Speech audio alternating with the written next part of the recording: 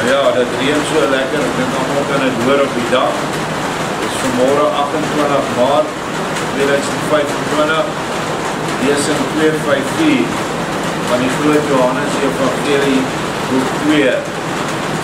Ons is nog steeds in Ewald se huis. Gister het ons gelees wat daar afgespeel het. En nou gaan ons voort.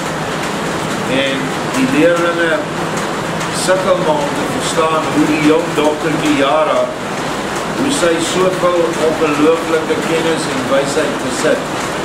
Nou gaan die gesprek verder. Hoofstuk 1:2-9, die meester en die 2 Esseners.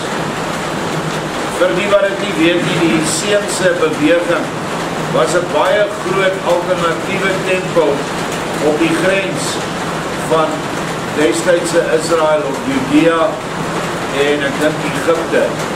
En daar was baie mense wat baie geleerd was vir daardie tyd.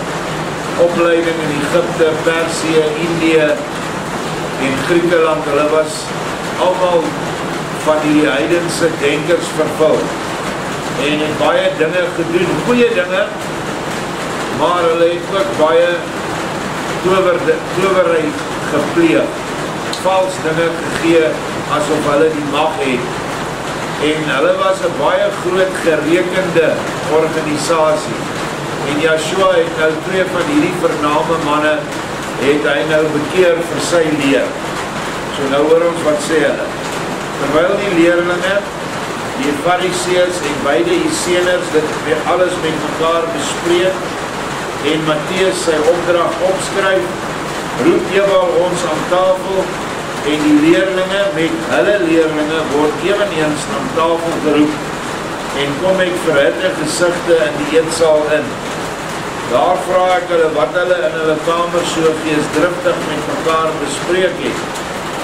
Beide Esseners antwoord: Meester, dit is vir u nie moeilik nie, want wat ons nou met mekaar bespreek het, was vir u gees al eeue gelede so sigbaar soos die son in die middel van die dag. Maar u kan daar heeltemal van oortuig wees dat ons beslis niks slegs oor u gesê het nie. Yeshua sê, by name was dit wat julle gesê het heeltemal korrek, want dit het julle vlees en bloed julle nie ingegee nie, maar die gees van Elohim. Nou wat is dit wat die gees ingegee het? Ek het dit gister bespreek, dat hierdie Essene het wel gesê, hulle het 'n gevoel, dat Yeshua vermoor gaan word deur die tempel. En hulle het dit uitgespreek. En hier sê Yeshua, ja, die gees het dit vir julle ingegee. Nou wie het die gees van Elohim? Yeshua self. So hy het dit vir hulle ingegee. Dis nie sommer net deur hulle gespreek nie. Maar praat nie verder met ander daaroor nie, want die mense is blind, dom en boos. Laat ons nou aan tafel gaan. Die tafel was goed voorsien.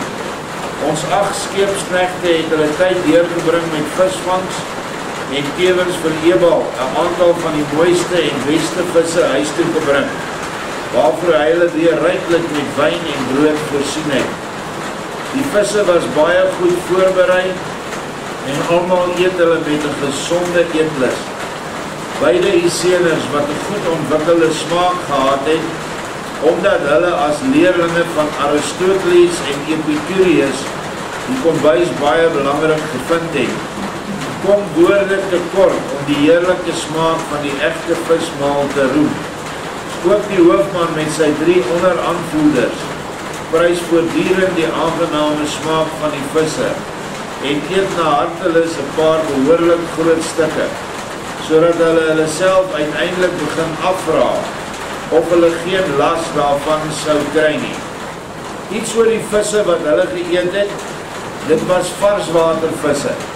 Die meer van Galilea was 'n varswatermeer.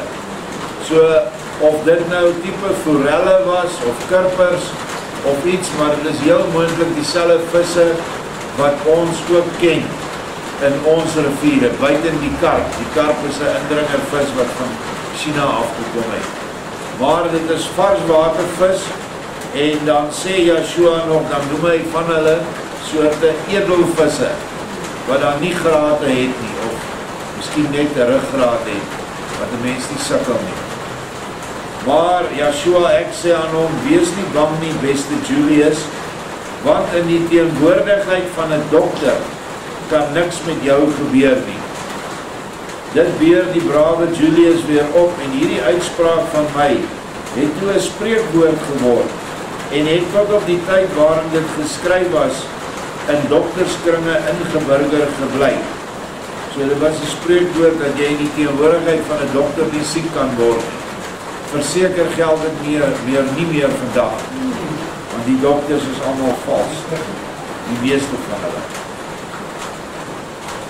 Na afloop van die maaltyd vra die hoofman, meester, dit is vandag 'n pragtige dag. Wat sou jy daarvan dink om vanmiddag weer uit te trek? Yeshua sê, dit wil ek ook, maar laat ons hierdie keer 'n nabye geleë berg bestyg. Die hoofman sê, ja, die berg wat hier dichtby lê, en die mense die naam Morekop, ek meen in die plaaslike taal, Juiterglie gegee het, is egter ook tevens een van die hoogste, en van alle kante baie styl, 'n bykans heeltemal kaal klip toelos. As u dit miskien sou wou klim, dan sal ons die top nie voor die nag bereik nie, en van terugkom sou seker in die verste verte geen sprake kan wees nie. Maar om op die hoogte van die nag deur te bring, sou niemand van ons aanbeveel nie. Want bo, tussen die rotsplete, skyn daar deur die hele jaar deur sneeu en ys te lê. Die uitsig moet dit egter buitengewoon die moeite werd maak. Yeshua sê, vriend, dit alles sal ons nie verhinder om die Morekop uit te klim nie. Wie die pad ken, kom baie gouer bo, as wat hy dit die eerste keer nog moet soek. Laat ons daarom vertrek. Binne 2 uur is ons almal bo. Dit wil sê diegene wat daarin sin het, om saam met ons die berg te klim. Nou sê die hoofman, meester, op die woord gaan ek graag, tot aan die einde van die wêreld. Laat staan nog hierdie berg. En as u ons lei, hoef mens ook aan geen gevaar te dink nie. Ek verheug my regtig al daaroor, maar brood en wyn sou ons toch wel kan saamneem, want ek weet egter dat mens by die klim van so 'n aansienlike berg buitengewoon honger en dors word. Yeshua sê, o ja, dit beter julle doen, maar wat doen ons met my allerliefste Jara? Vir haar sal die berg toch te moeilik wees om te klim. Jara sê, met u, o meester, kan niks vir my te moeilik wees nie.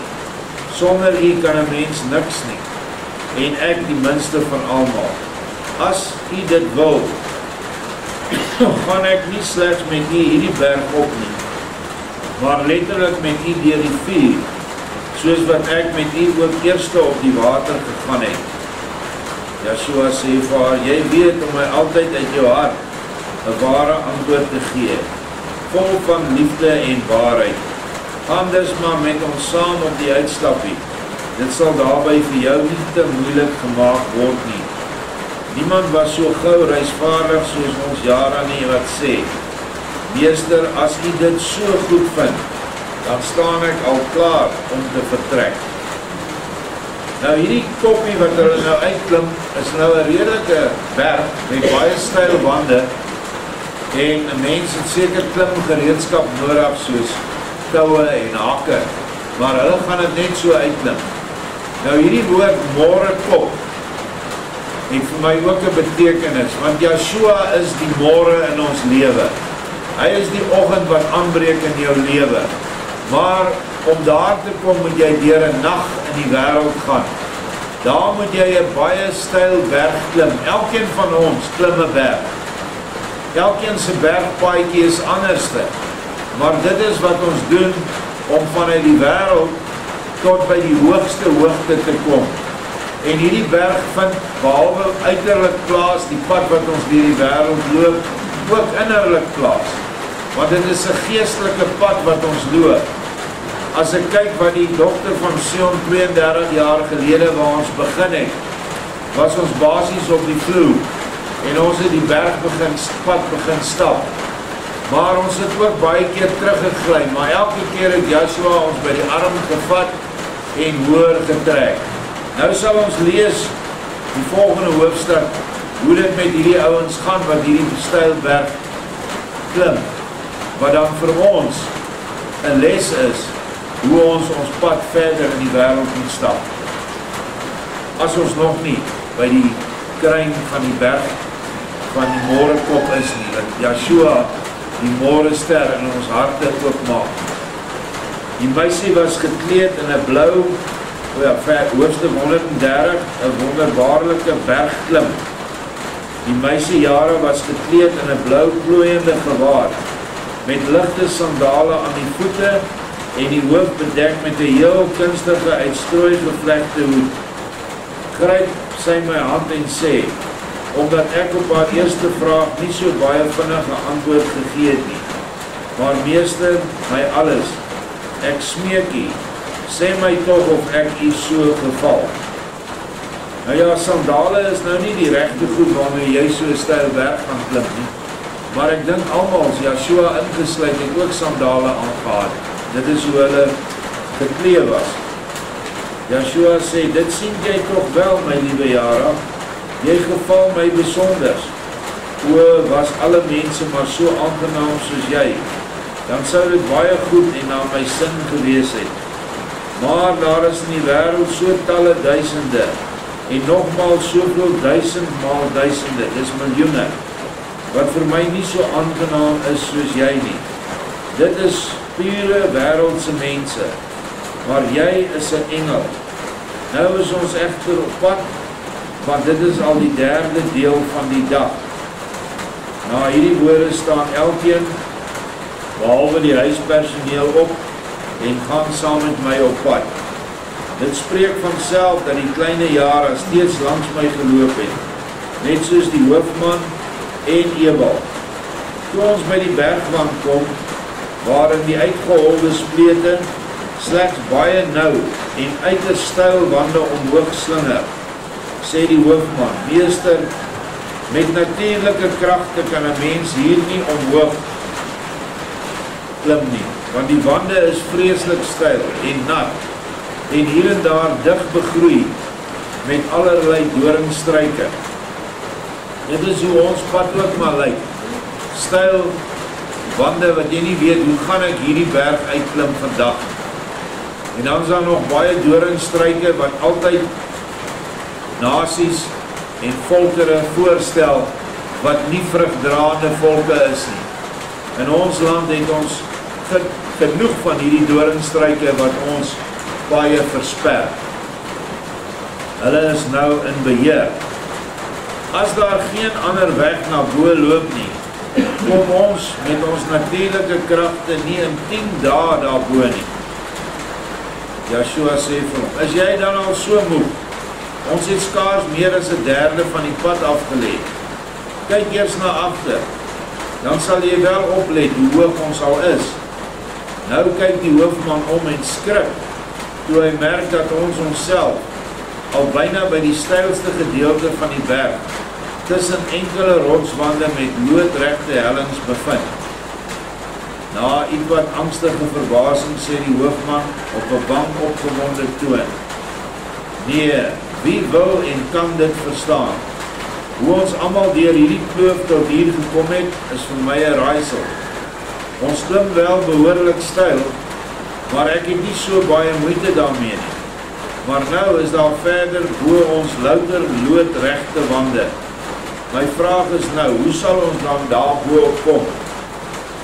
Joshua sê vir hom, merk jy dan nie, dat ons nie bly staan nie, maar steeds maar altyd deur verder gaan? Die hoofman sê, ja, dit merk ek wel, maar as ek vooruit kyk na bo, dan sien ek egter geen enkele moontlikheid om verder te gaan nie. Joshua sê vir hom, weet jy, daarvoor moet jy 'n goeie en ervare gids wees, wat die regte pad vind, deur alle skynbare hindernisse heen. Kyk, die kloof voor ons is al die toegang tot die hoogste bergtop.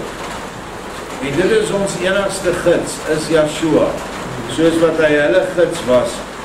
En hy kon hulle ook onmiddellik verplaas het na bo. Maar nou het hulle dit aangepak met 'n stap. Maar hulle stap nie net nie. Hy lig hulle op en hulle beweeg ook nou in die eter. Hulle beweeg om dit so te stel in die gees. Dis wat nou hier gebeur.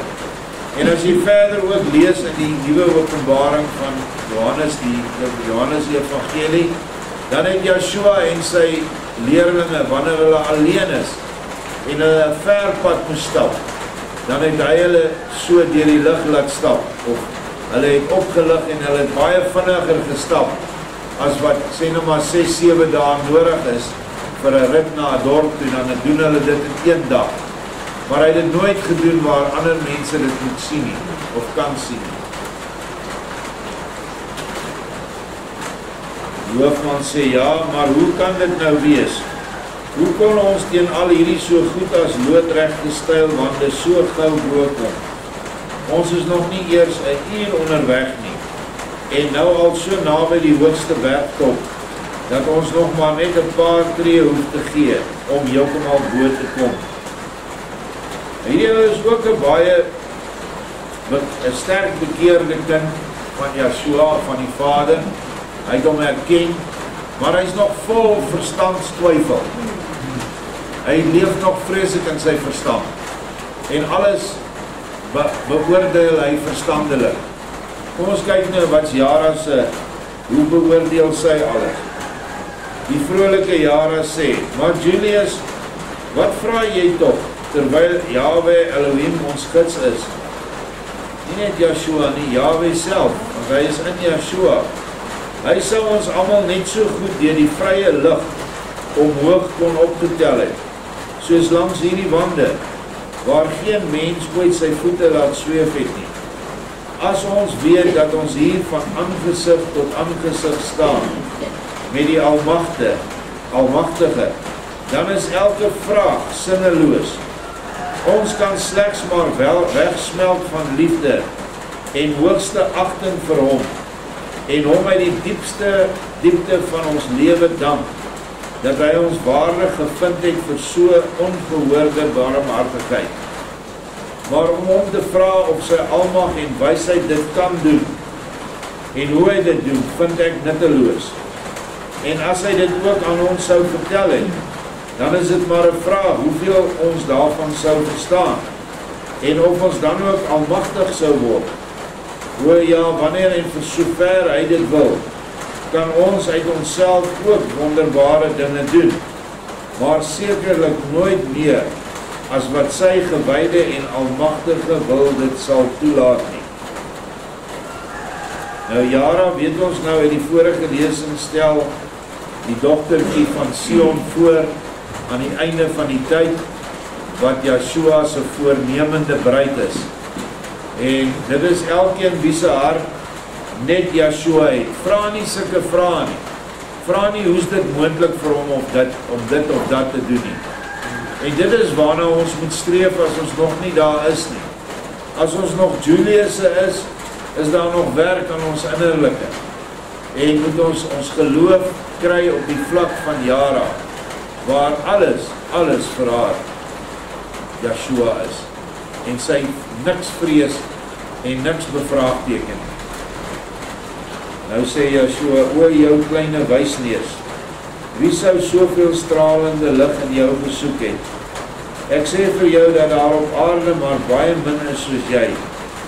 Maar een ding moet ek nou ondanks al my groot liefde vir jou sê, en dit is, dat jy in die toekoms baie suiwiger moet omgaan, met jou suiwere wysheid, en dat jy slegs jou mond dan open, as dit werklik nodig is.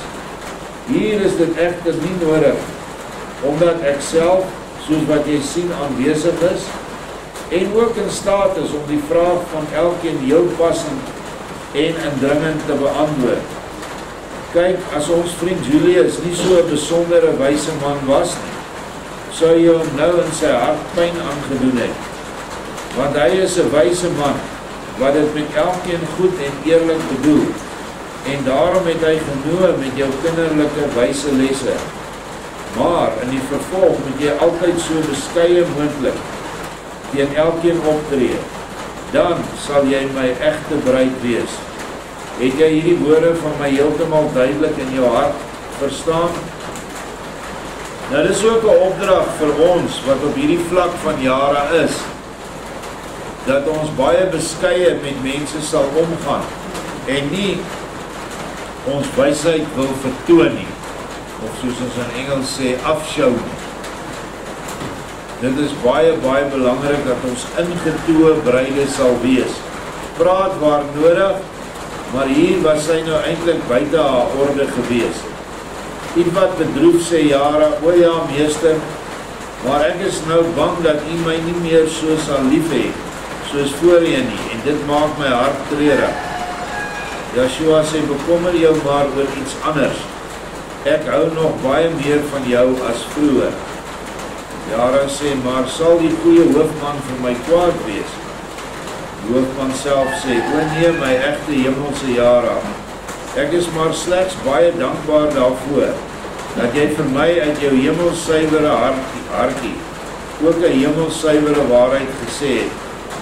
O Jara, ons sal nog baie met mekaar te bespreek hê, want ek merk maar al te goed, dat jou reine hartjie vol hemelse wysheid is, en ons bly dan net daarvoor die beste van vriende. Joshua sê, nou my liefde Jara, is jy nou tevrede met die antwoord? Jara sê, o ja, nou wel, maar ek sal my van nou af aan baie moet beheers, want uit my beerdpraat is altyd al een van my swakkere kante gewees, maar in die vervolg sal ek dit nie meer doen nie, want die woorde is vir my bo alles gewyk. Joshua sê, nou goed dan doen ons die paar tree nog, en betree so die hoogste top van die berg. So 'n laaste teregwysing vir die Jara, op 'n baie mooi manier, voordat hulle die hoogste hoogte bereik, wat dan ook voorstel die top van jou innerlike hemelse ontwikkeling. Ons begin onder by natuurlike waarheid, dan beweeg ons na geestelike waarheid toe, wat ons nou al vir die afgelope jare het, en dan bereik ons die vlak van hemelse waarheid, waarin die lesings wat Karen nou bring in die week, ontsettend baie bydra vir ons om daai vlak te bereik, waar Joshua ons leer om een te word met die materiële ryk, met die plante ryk en met die diere ryk, want dit alles is in ons, maar half begrawe. Dit was in ons, toe ons as geeste geskep is. Baie van ons was geeste gewees, wat bestaan het uit al hierdie dinge. Alles wat op jou planeet of sterrestelsel was, het jy geskep. Dit het uit jou uit voortgekom. Al die berge, al die planetêre liggame, al die plante, al die diere. Vandag kan ons net ons eie soort voortbring. Ons kan net 'n kind verwek. Maar daai tyd was ons manlik en vroulik in een. Die beginsel was een gewees. En die manlik en die vroulike beginsel het mekaar so aangevul, dat engele nooit kon sterf nie. Kan nou nog nie sterf nie, as hulle in die volmaakte toestand is. En hulle kon gesamentlik al hierdie dinge voortbring. Maar nou is ons mense op aarde, en moet ons weer terugkom na daardie toestand toe. En dit is 'n lang pad, dis die pad wat geval is, tot by Adam en Eva in die tuin, waar hulle ook as een wese geskape was, maar toe val hulle verder, en Vader moes Eva uit Adam uithaal, nadat hy hom in die slaap gemaak het, en nou gaan man en vrou afsonderlik hulle pad oor die aarde. En is dit nog steeds so, nou, waar ons lewe. Maar al hierdie dinge wat ons doen en leer, op hierdie pad van die berg, en as ons kyk na ons geestelike bergpad wat ons loop, is ons al byna bo. Al hierdie boeke wat hy vir ons gegee het, soos hierdie nuwe openbaringe, die nuwe Bybel, die weg na eenheid deur die liefde, al daardie dinge, is die goed wat nodig is, vir jou en my op ons innerlike hoogtepunt te kom, op die bergtop, op die môrekop, sodat die môre kan opgaan in ons. Yeshua kan opstaan in ons. Want dit is wat plaasvind wanneer jy wedergebore word. Wanneer die wedergeboorte van die Gees jou deel word, dan staan Yeshua op in jou. En dan soos Maleagi 4 sê, dat die môre, wat is die presiese woorde van Maleagi 4 sê hy, dan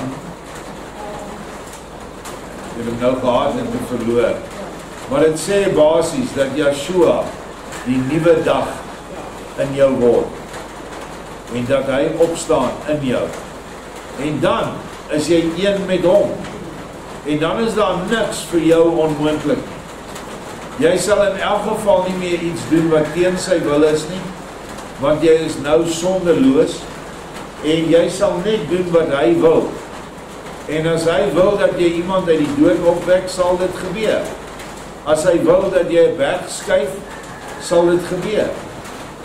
En hy sê verder, groter dinge as ek sal julle doen, as wat ek gedoen het, sal julle doen. Ek dink die vers is, en die son van geregtigheid sal oor julle opgaan. Dit is, wanneer jy hierdie bokant van die berg bereik. Maar as jy terugkyk, ek kyk baie terug, dan sê ek, hoe het ons hier gekom? Hoe het hy ons nie gehelp nie? Daai tyd, wanneer ons dit ervaar het ons dit nie so ernstig ervaar nie. En ook weer, wanneer jy moedeloos is, moet jy terugkyk. Jy voel, jy is plat geslaan, hier lê jy op die grond. Iets het geesteliks met jou gebeur, jy was swak en jy het gesondig. Nou lê jy vol berou en jy voel sleg oor dit wat jy gedoen het. Maar as 'n mens 'n bietjie teruggaan en inkyk, dan is jy al halfpad of 3/4 met die berg op. Daar lê jy. Jy lê nie nou onder nie. Al wat jy nou moet doen is opstaan en vir krag vra om verder te gaan. So weet dit, as jy nou iets met jou gebeur, waar jy vir jouself kwaad is, omdat jy nou so swak was om toe te gee aan een of ander sonde. Dis reg, val plat, jy het berou daaroor, maar staan op, vra vir krag, vra vergifnis en loop vorentoe. Anderste sal ons nooit daarbo kom. Yeshua help, maar jy moet wil opgaan. Baie dankie.